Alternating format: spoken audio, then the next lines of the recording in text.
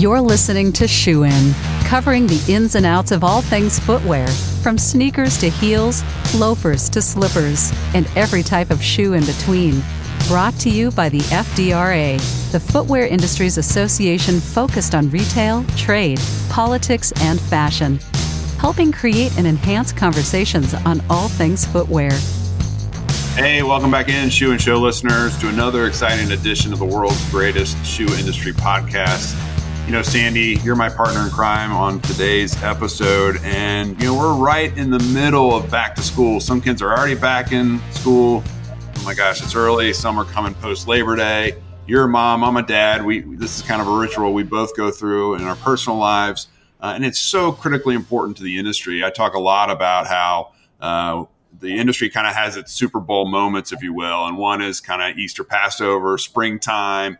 One is clearly holiday seasons. We head into Hanukkah and Christmas and the like at the end of the year. But you can't sleep on back to school. Back to school for Family Channel, for kids footwear is so critically important. So we have a guest today who has a really amazing brand. He's doing some great work in the kids space. We've been to his showroom, which is phenomenal. We'll get into that. But who is on Shoe and Show today, Sandi? Thanks for having me as your co-host, Matt. This is going to be a fun one for me. I'm really excited to have this conversation with our guest, Jack Gindi from Ground Up. Welcome, Jack. Thanks for joining us today. Thank you for having me. We always like to start out by asking our guest a little bit about their backgrounds and how you entered the footwear market, how you dove into the industry. So can you tell us a little bit about your entree into the footwear world and your shoe story? Yeah, absolutely. I think my story is not unique to many other entrepreneurs. I started out in retail, like I think many of us, working at my dad's local store in Staten Island in children's sportswear. Ended up flipping over to the wholesale side to learn the dark side a little bit, which gave me an entree into really understanding business owners' needs, understanding retail, on a little more broader scale. Spent a couple of years in the dress shirt industry, and then ended up in accessories, which is where sort of earned my chops. Not yet in footwear, so worked for a bag and hat company primarily, but small leather goods and belts and wallets. That was my first entree into the studio side of the business, and understanding that whole world, whether it was mass market and specialty. Spent about 11 years there, and then back in 2015, just decided I saw an opportunity in footwear and came up with a concept for a company. Didn't see a lot of product out there in studio licensed footwear outside of kids. Saw an opportunity in adult, and went to a couple of retail partners and studio partners and said, hey, I have this idea for a business. Will you guys support me? And sure enough, a few of them did. They believed in me, gave me an opportunity. And we started out in sandals. And that's the first time I ever came across a piece of footwear, was men's EVA and nubuck sandals and flip-flops. Never imagined I'd end up in actual shoes. But that was certainly my first entree. And, the opportunity came to me, vis-a-vis just conversations with retail about needs from their stores and their store managers. And back in early 2015, Walmart had mentioned to me that they have all of these resort stores located in Orlando and California near theme parks. And they couldn't keep enough seasonal inventory in stock. The buyers can't really just buy for 40 stores, they're buying for 3,500. And so it's very hard to manage for them. And so a light bulb went off in my head. I said, I could do them for you. We could service the resort stores, and it's certainly something I could chomp into. And that's how I started. I started doing flip-flops and sandals for Gulf Shores in Miami and North Carolina and California, name drop, and Texas.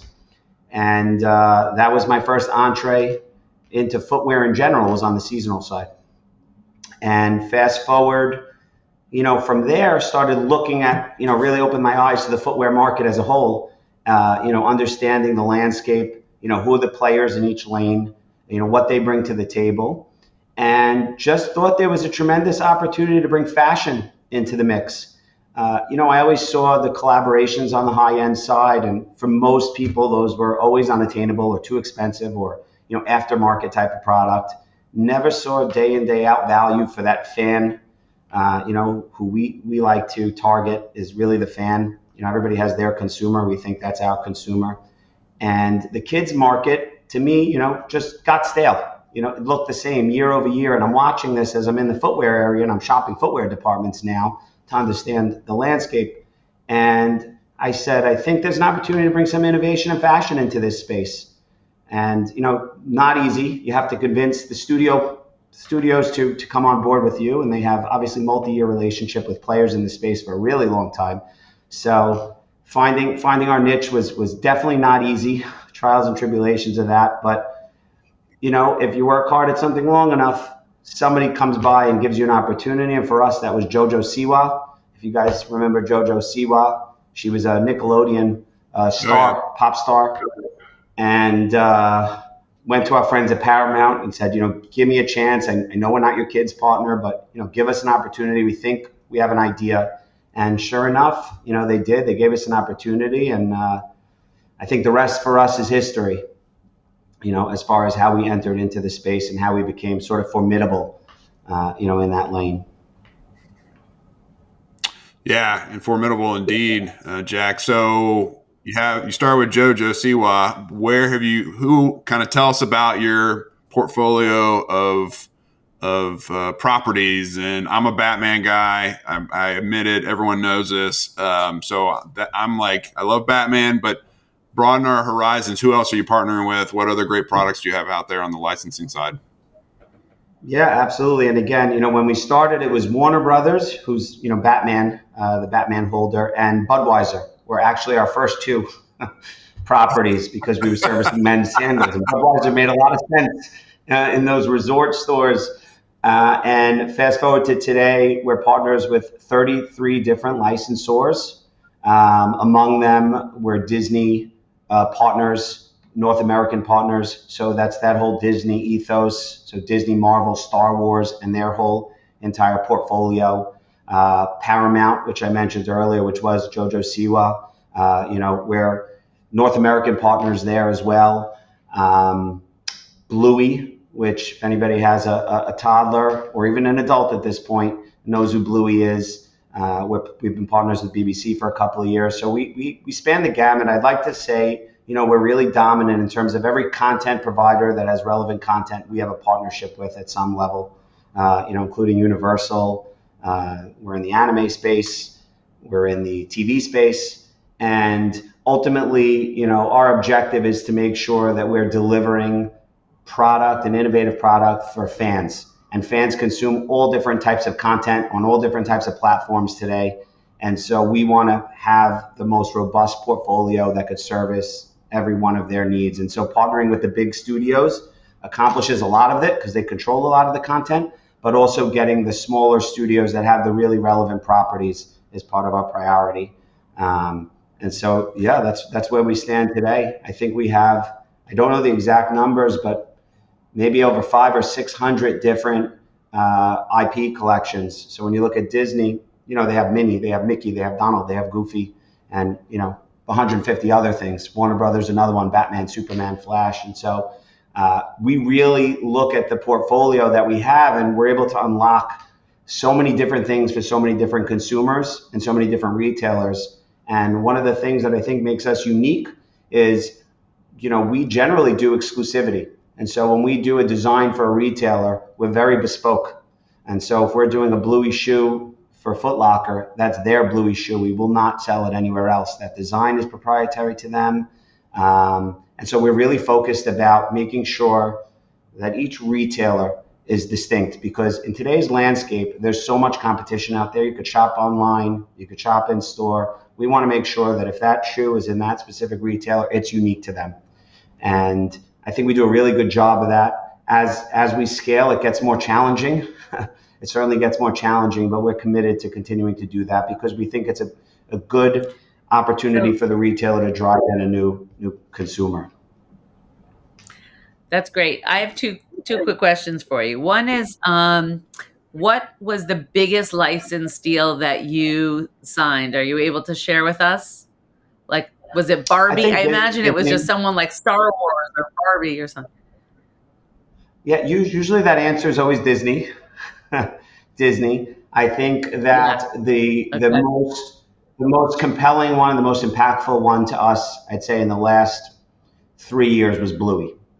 I think Bluey, just how we had Okay. an impact when JoJo came into our mix. I think Bluey also was a game changer for us. So I would say that one That's if great. I had to And pick I'm one. curious, your your business has really erupted. You really making some big waves this year. Specifically, I would say that I've heard about your company, about you over the last I don't know, 9 or 12 months. I would say, are you now in a position where you're getting pitched a lot, or are you still in that seek and search where you're going to the licensing shows and still, really out in the market looking? And searching for the next big license, or are people really pitching you at this point? I think that's a great question, and I think it's a mix of both. And so, we're always on seek and search. That's our job, as innovators and product developers. We always are looking for what that next thing is. But, what I found is as you grow more important to a retail partner or you become a larger part of their assortment, a lot of the new licensors that are out there or studios that are out there will generally check with retail on who they prefer to work with. And so that's been a really good competitive advantage for us because I like to think we're best in class when it comes to servicing our partners. That's one of our formulas for success is that, not only do we do business with you and service you, but we will service you better than anybody else. And we take pride in that. And I think that in itself has unlocked so many of these opportunities. So to answer your question, Sandy, it's a mix of both, but I think it starts with building the right product, having the right product on the floor for the right retailers, and having the right relationships there, because that will drive a lot of these content studios to you. Because if they want to be in this respective retailer, the retailer will always have an opinion on who they prefer to work with, what makes the most sense for their business. And when the studios do their homework, we tend to come out on top more often than not in terms of getting that first opportunity, a right of refusal on that new property. And so in the beginning, totally scratchy, give us a chance. And now, we definitely get a lot coming our way. But, we maintain humility with it and we make sure that it's the right fit for us and that we don't land grab. And that's another thing, we get hundreds of offers. We won't take on a studio or partnership that we don't feel like will do right by them, represent their brand correctly, get the right placement, and be able to drive a certain amount of business. And so more often than not, we say no than yes, because it's about bandwidth, it's about capacity, and it's about what's the right vision for our brand. And I think if we keep that as our North Star, I think we'll be okay. I think it's really important for us. Yeah, I totally agree with that, Jack. North Star indeed. I like that. And you talked about just you guys putting your best foot forward to be top in class and engaging with both your current customers and potential customers. And I can speak directly to that because I was able, as Sandy was, to come to your showroom in New York City that you unbowed in June market just a few months ago. And one, it was packed. I mean, everyone was there. Two, the presentation of how you organized and just the beauty of just the environment, you really were stepping into a kid space, a kid friendly space to help those of us who were there to envision what your vision is for each of the properties that you partner with. And it was just immersive. There was candy. Again, I can't overemphasize how many people were there. And it was a testament to you and kind of what you've done over the last decade and how you do put your best footwear forward in partnership with the brands. And I will say our logo I've never had this happen. I've been in this job 15 years. We're an 80-year organization. Our logo is up there on the wall with your current partners. I was very honored by that and humbled by that.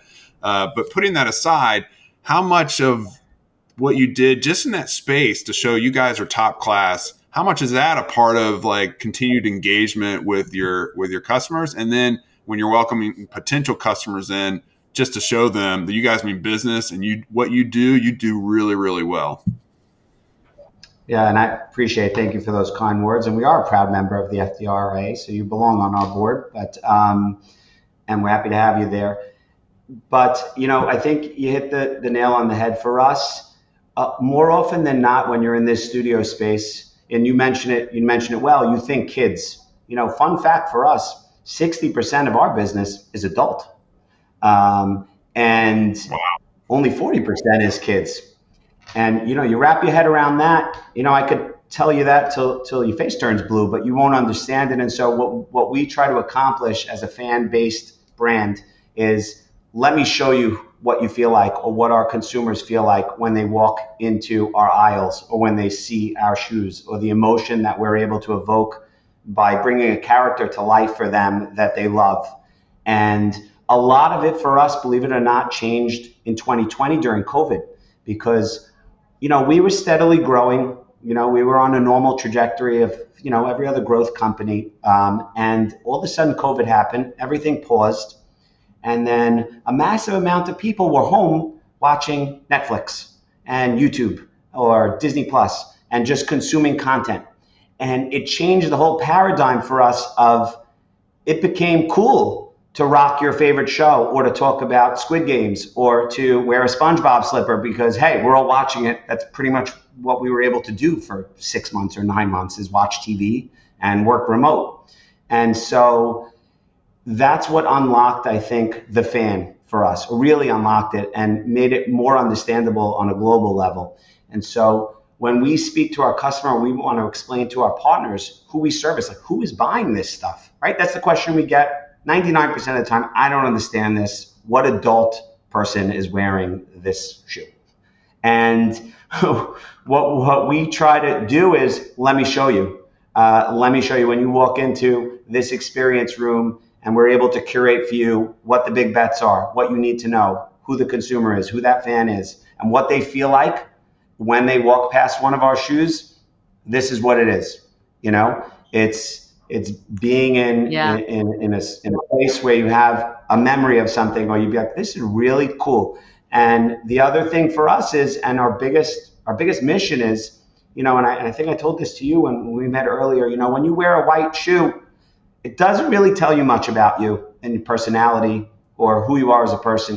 If you wear one of our shoes, you're walking down the street, you're probably going to get a reaction from somebody. You're probably going to get a conversation. You're probably going to say, hey, I love that brand too. That's really cool. And so if we could get our fans to also, who are, some of them are quirky and some of them are cool and some of them are edgy, right? If we could get them wearing something that they feel really good about, the quality is of the highest level, and it's got all of these different elements to it that kind of speaks to the brand and authenticity of it, then we're doing a good job. When our team came into your headquarters and to your office and enjoyed meeting the people that work with you, it really just felt like a fun, fresh place, and it evoked, a feeling of creativity and a fun sense of culture and community. And I feel like that's just really new and unique and different these days, especially in a time where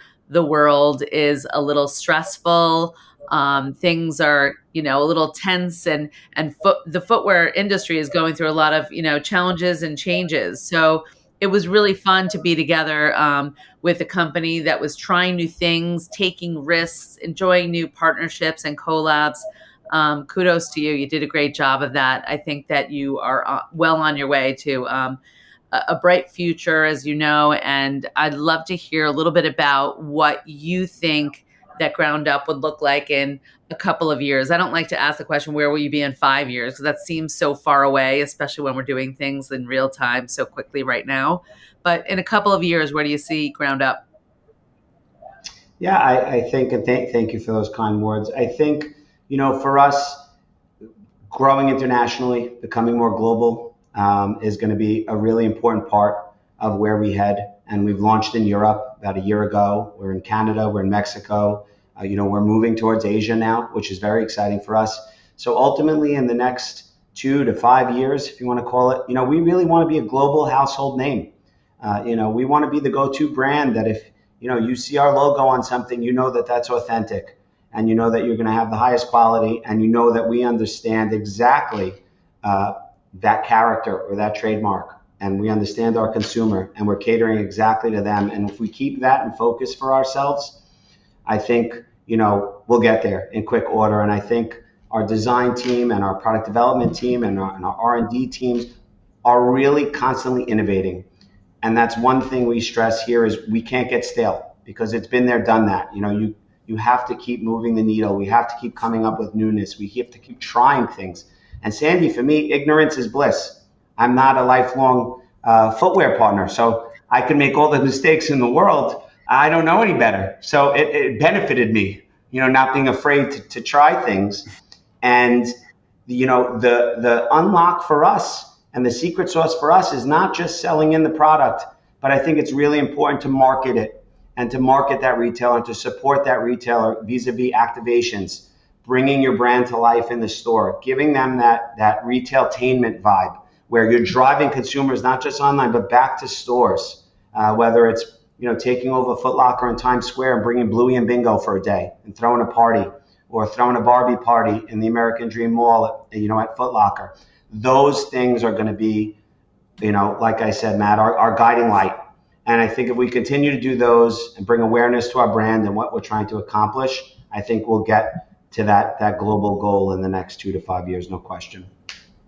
Yeah, I have all the confidence in you, Jack. Just being on your website, being in your studio, getting to know you and your team. You have some top-notch behind-the-scenes people who've been in the industry a long time. So you may be relatively new to the industry. And by the way, we love creative thinkers and outsiders coming in and shaking things up. That's what makes us stronger and helps us thrive.